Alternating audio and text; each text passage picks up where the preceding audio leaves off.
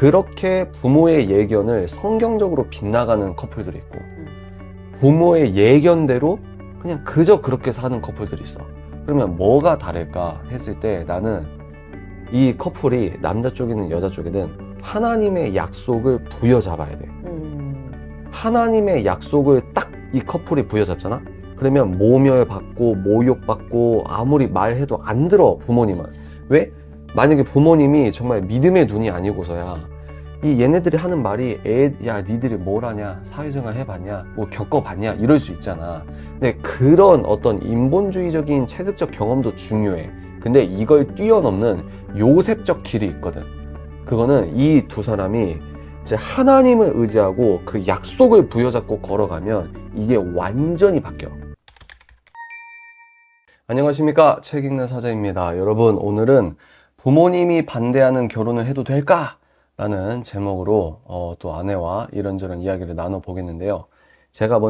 아내님 제가 먼저 말을 해도 될까요? 네.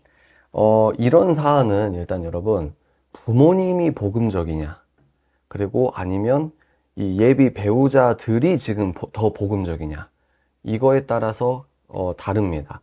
그 유명한 케바케가 여기에서도 발현이 되는 거고, 또 더 미시적으로 쪼개자면 예비 신랑이 복음적인 사람이고 아내 될 분이 뭐 무신론이거나 썬데이 크리스천이거나 이러면 또 이제 접근 방식이 다르고, 여자가 복음적인데 예비 남편 될 사람이 무신론자거나 아니면 썬데이 크리스천이거나 안티 크리스천이거나 이게 다 달라요.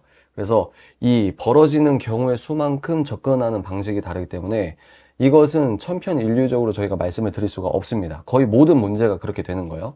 근데 그럼에도 이제 좀 뭐 원론적인 얘기도 있겠고, 저희들의 이제 문맥상 이런 것들 저런 것들 한번 여러분이 생각해 보시면서 도움을 받으시면 어떨까라는 생각으로 이야기를 해보려고 합니다. 일단 아내가 먼저 스타트를 한번 끊어 보도록 하겠습니다. 아내님 안녕하십니까? 안녕하세요, 써니입니다. 목소리에서 진짜 잠이 왔어. 네. 하여튼 아내님은 어떻게 생각하십니까? 저는 말이죠. 근데 일단 전제를 말해줘야 돼. 전제? 아내님이 지금 얘기하는 케이스의 대략적인 전제는 이러이러한 전제에서 얘기를 한다, 이런 거.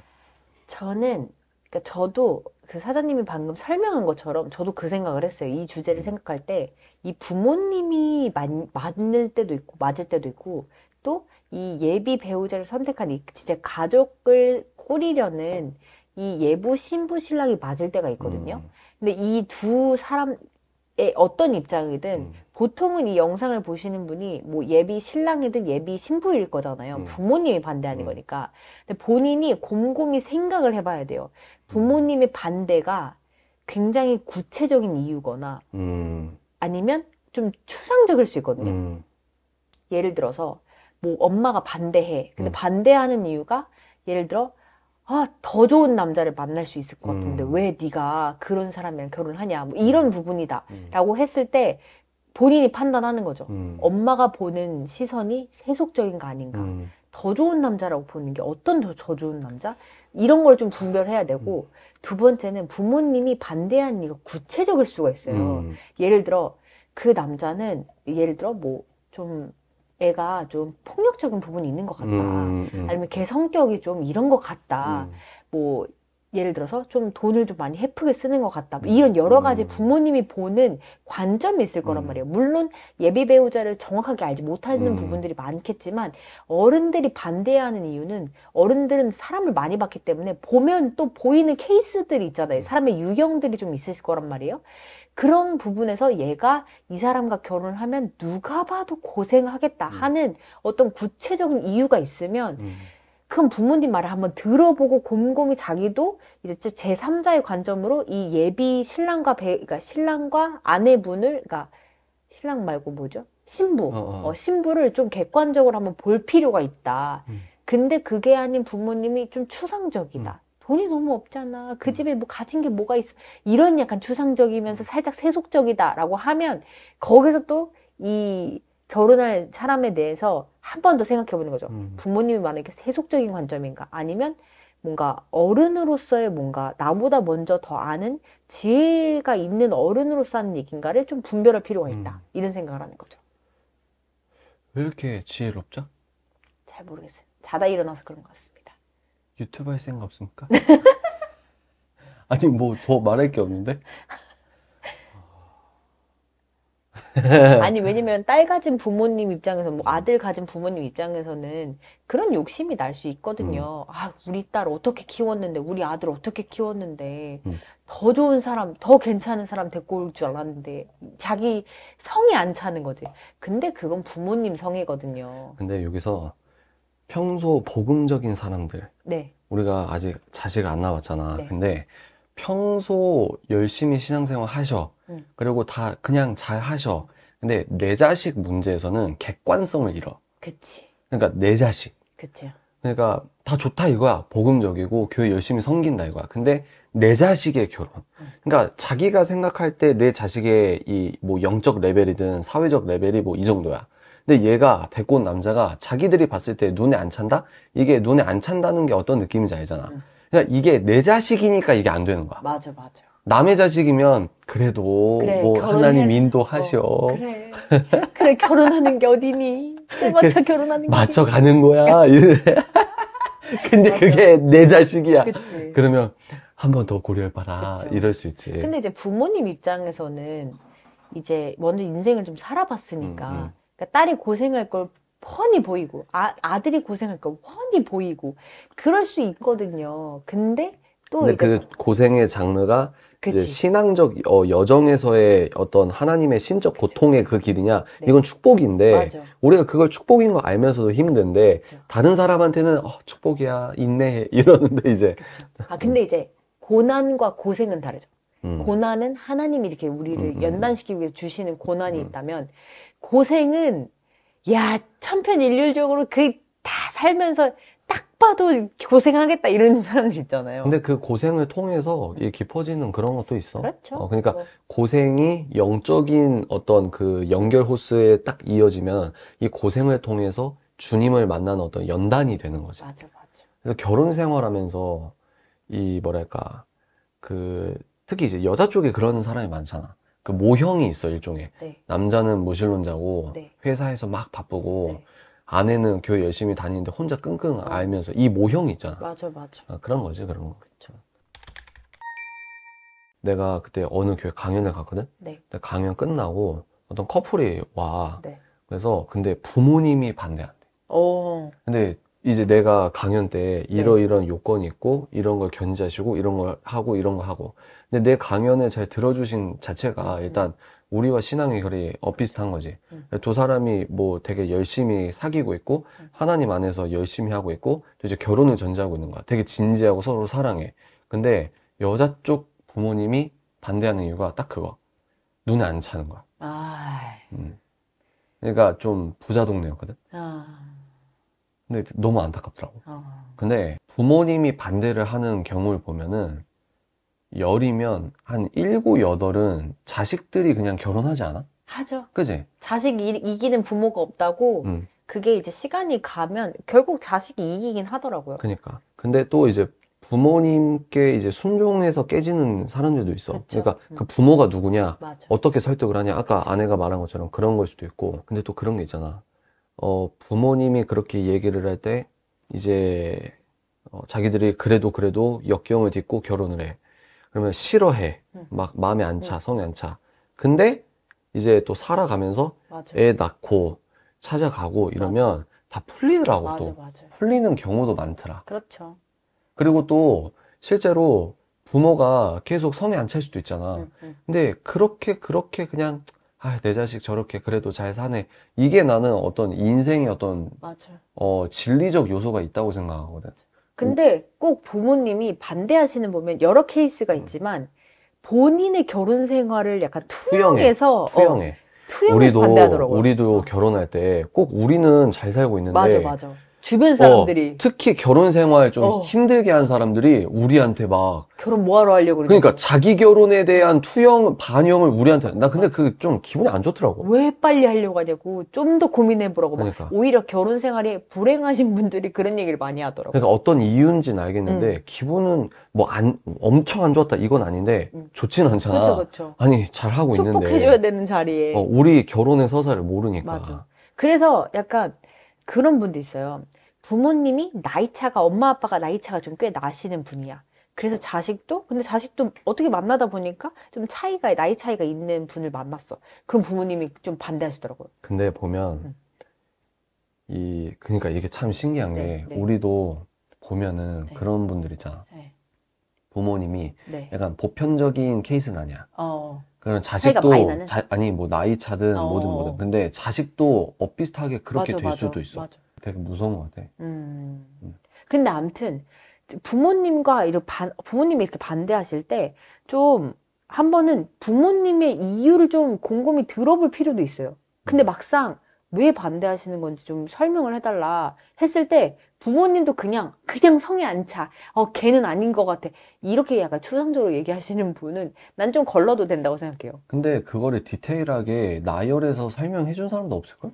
그래도 엄마가 만약에 예를 들어서 아까 방금 말했던 것처럼 나이 차이가 많이 나는 부부 생활을 했어. 그러면 딸한테도 엄마는 그래도 너가 그런 길을 안 갔으면 좋겠는 게 이렇게 살아보니까 이런 게 너무 근데 힘들더라. 그게 되나? 아니 그런 설명을 좀 요구를 해야죠. 아니, 설명, 요구 이런 거 말고 아. 그런 걸 아무리 들어도 네. 그게 바뀌진 않지, 자식들이.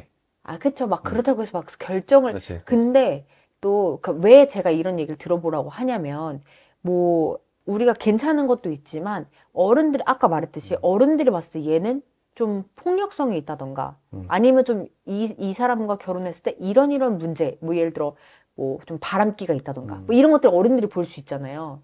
근데 그것도 그럴 수도 있지만 또 아닐 수도 있는 부분이 있잖아요. 근데 어쨌든 간에 그래도 부모님이 보는 거를 내가 그 말을 듣고 한번 생각을 해보는 것 자체가 나중에 살면서 다양한 어떤 그 부부 관계에서 만약에 일어나는 여러 가지 일들 가운데 뭐랄까 좀 더 지혜롭게 엄마가 이런 얘기를 했었는데 나는 이럴 수도 있겠다라는 어떤 가정을 하면서 뭔가 좀 더 지혜롭게 대처할 수 있는 게 있지 않을까 뭐 이런 생각을 하는 거죠. 근데 이게 다 케바케야. 내가 케바케죠. 서론에서 말했는데 부모님이 신본주의적 관점을 갖고 있거나 또 일반은혜적으로 예수님을 안 믿어도 사람에 대한 이런 그 통찰력이 뛰어난 사람들이 있거든. 그쵸. 그러니까 부모님이 만약에 그쪽이다.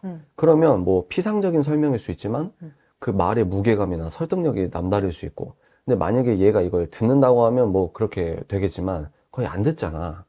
그렇게 살잖아. 그러니까 그런 것 같아. 내가 보면은 우리가 뭐랄까 계산한 대로 안 되잖아. 맞아. 그러니까 결혼이라는 그 어떤 선이 있다고 하면 이 선을 넘기까지 최대한 당사자부터 시작해서 부모부터 시작해서 계속 어떻게든 일종의 자기계발적으로 최대한 디벨롭을 하려고 해.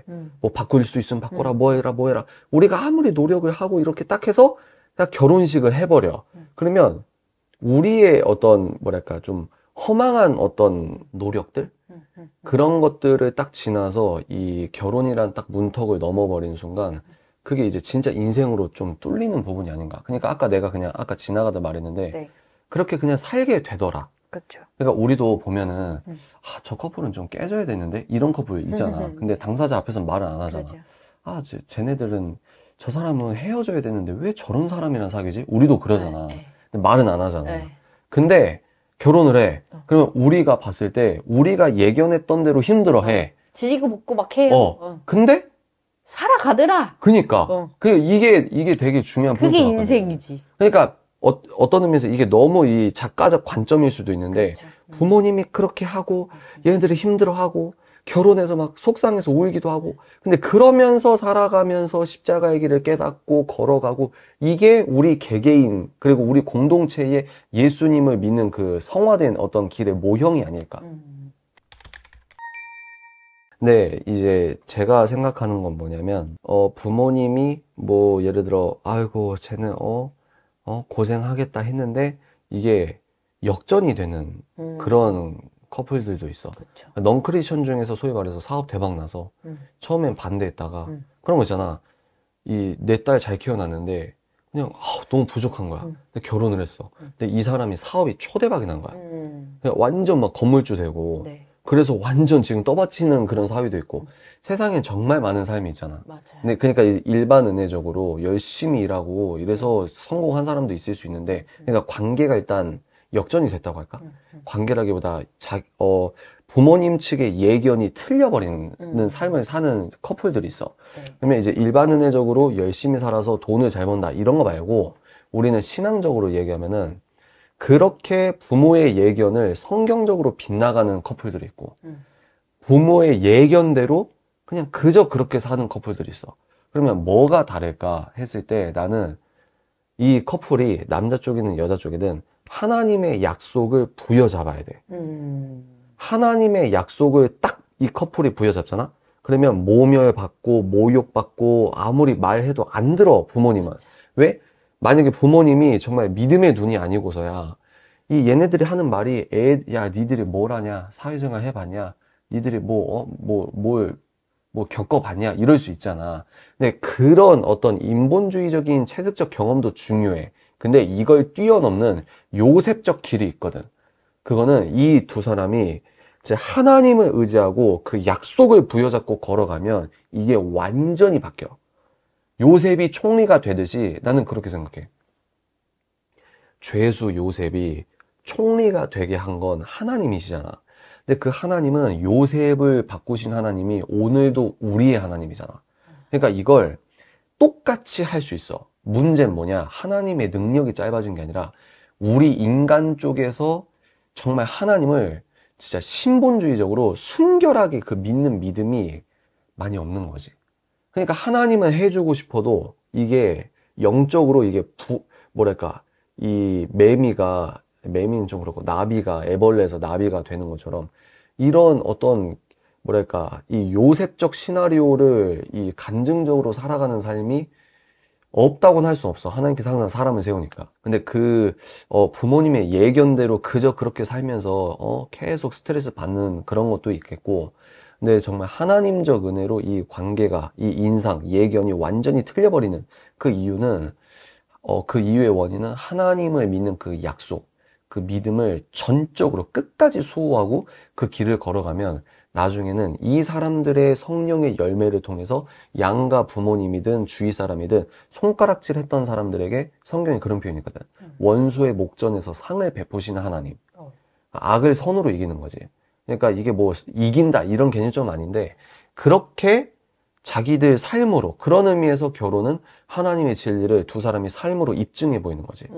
그러니까 이런 것들이 부모 측에서 반대했지만 우리가 정말 잘 살겠다 해서 잘은 돈 많이 벌어서 용돈 많이 주는 게 아니야. 맞아. 정말 잘 살겠다고 한 건 뭐냐면 진짜 이 둘이 정말 신앙생활도 아닌 종교인들이 막 더 많은 거 같잖아. 이런 상황 21세기 2023년에서도 정말 옹골차게 예수적 절대 기준을 지키려고 노력하는 그 영성적인 파워가 가족에게 흘러가. 그리고 예를 들어서 남자가 좀 돈도 없고 남자가 보잘것도 없고 그러잖아. 그러면 근데 남자가 예를 들어 신본주의적으로 막 가. 그러면 이 사람을 통해서 부끄럽게 해. 그 남자의 믿음이 모든 걸 바꿔. 그래서 이게 보시는 분들 어떻게 생각할지 모르겠지만 남자 측이 믿음이 좋으면 이게 좀 더 수월하게 이게 빨리빨리 개선이 돼. 그리고 남편이 딱 중심을 잡고 있으면 아내를 설득하고 아내를 가르칠 수도 있고 대화를 할 때도 그러니까 대화를 하면서 서로 조율을 하지만 영적인 이 무게추라는 게 있잖아. 그래서 이게 좀 가정이 딱 가는 게 있는데 남자가 무신론이거나 남자가 세속적인데 여자분이 그래. 그러면 약간 좀 힘들어. 이건 성차별이 아니고 이거는 또 이제 내가 종이로 막 한 3-4장 써야 될 것 같은데 하여튼 그런 게 있는 것 같더라고. 그래서 내가 생각했을 때 그건 그거였어. 부모님이 이렇게 될 거야, 저렇게 될 거야. 세상 사람들이 이렇게 될 거야, 저렇게 될 거야. 그 인간적인 예견이 완전 다 똥이다? 그건 아닐 수 있어. 근데 그것을 복음적으로 역전하는 건 두 당사자 간의 믿음의 하나님의 약속을 보여주는 믿음을 포기하지 않는 것이다. 이렇게 생각을 했다는 거죠. 엄청나네. 엄청나네. 그래서 여러분들이 만약에 이 영상을 보시는 분들 중에 좀 헤쳐나가야 된다. 그러면 길게 보십시오. 길게. 어차피 결혼하실 거면 얘기를 하세요. 근데 이런 건 예를 들어 두 당사자가 결혼하려고 하는데 반대를 해. 네. 그러면 좀 남자가 커버를 해줘야 돼. 양가 부모님한테 남자가 설명을 해야 돼.